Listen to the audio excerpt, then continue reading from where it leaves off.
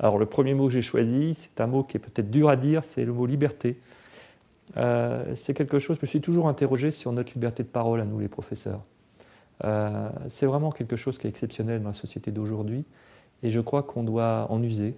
Je crois aussi que c'est une responsabilité. Qui dit liberté de parole dit aussi éthique, dit toute une série de choses, des valeurs, bon, qui sont bien un grand mot là aussi, mais qui me semblent importants. Euh, le deuxième mot, c'est Viollet-le-Duc. Viollet-le-Duc, c'est un architecte du 19e siècle.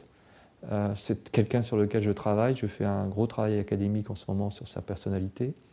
Et je découvre que c'est quelqu'un que je connaissais à peine et qui avait une qualité qui me plaît beaucoup, c'est qu'il sait se remettre en question.